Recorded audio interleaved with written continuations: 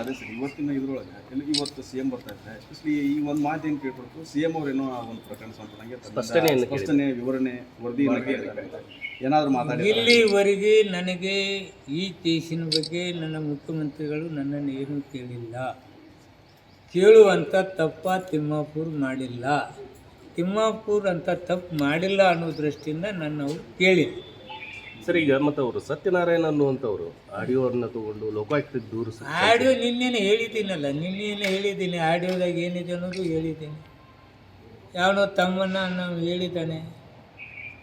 ಈಗ ನಿಮ್ಗೆ ಹೇಳ್ತೀನಪ್ಪ, ನೀವು ಯಾವನೋ ಒಂದು 10 ಲಕ್ಷ ಕೊಡ್ತೀನಪ್ಪ ನಿಮಗೆ, ನಾನು ಟಿವಿಯಾಗ ಹಾಕ್ಬೇಡ ಅಂತ ಹೇಳಿದ್ರೆ ನೀವು ಅಪರಾಧಿತರಾಗಿಬಿಡ್ತೀರ. ಯಾವಾಗ ಹೇಳ್ಬಿಡ್ತಾನೆ. ಈ ರೀತಿ ಗಾಳಿ ಸುದ್ದಿಗಳಿಗೆಲ್ಲದನ್ನು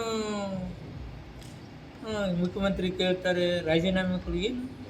ಏನು ತಪ್ಪು ಮಾಡಿದ್ದೀರಿ? ಏನೋ ದುಡ್ಡು ಕೇಳಿದ್ದೀನ?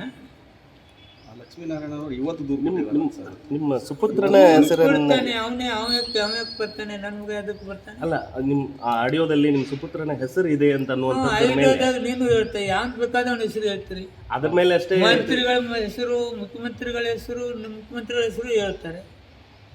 ಅದನ್ನೊಂದು ತಗೊಂಡು ನಿಮ್ಮ ಹೆಸರು ಕೆಡಿಸುವಂತದ್ದು ಇದೊಂದು ಕುತಂತ್ರ ಅಡಿಗಿದೆ ಅಂತ. ದೊಡ್ಡ ಕುತಂತ್ರನ ನಡೀತಾ ಇದೆ. ಏನೋ ಗೊತ್ತಾಗ್ತಾ ಇಲ್ಲ ನನಗೆ. ನಾನು ಇದನ್ನೆಲ್ಲದನ್ನು ನೋಡಿ ಕಾನೂನು ಕ್ರಮ ಕೈಗೊಳ್ತೀನಿ. ನನಗೆ ಸಾಕಾಗಿದೆ.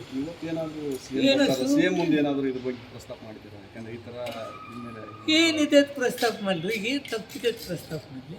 ಅಲ್ಲ, ಈಗ ವಿನಾಕಾರಣ ನಿಮ್ಮ ಹೆಸರು ಸೇರಿಸ್ತಾ ಇದ್ದಾರೆ. ವಿನಾಕಾರಣ ನನ್ನ ಹೆಸರು ಬರೋದ್ರಿಂದ ನಾನು ಕಾನೂನು ಕ್ರಮ ಕೈಗೊಳ್ತೀನಿ.